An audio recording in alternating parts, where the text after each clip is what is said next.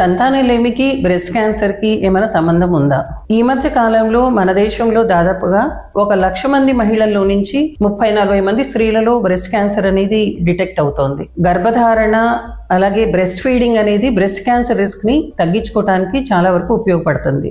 అంటే అర్థం, గర్భధారణ వల్ల అట్లాగే బ్రెస్ట్ ఫీడింగ్ వల్ల ఈస్ట్రోజన్ ఎక్స్పోజర్ అనేది తగ్గి ఆ బ్రెస్ట్ క్యాన్సర్ రిస్క్ అనేది తక్కువ అవడానికి అవకాశాలు ఉంటాయి. అలాగే ఎర్లీ మెనార్కీ, వీటన్నిటి వల్ల కూడా ఈస్ట్రోజన్ ఎక్స్పోజర్ పెరిగి రిస్క్ అనేది ఇంక్రీజ్ కావచ్చు. అయితే ఫ్యామిలీ హిస్టరీ ఉన్న వాళ్ళలోనూ జన్యుపరమైన మ్యూటేషన్స్ ఉన్న వాళ్ళలో కూడా రిస్క్ అనేది బ్రెస్ట్ క్యాన్సర్కి ఇంక్రీజ్ అవుతుంది. IVF ద్వారా కానీ ఫర్టిలిటీ ట్రీట్మెంట్స్ ద్వారా కానీ కూడా బ్రెస్ట్ క్యాన్సర్ రిస్క్ ఇంక్రీజ్ అవ్వదు అన్నట్టుగా చాలా స్టడీస్లో మనకి ప్రూఫ్ ఉంది.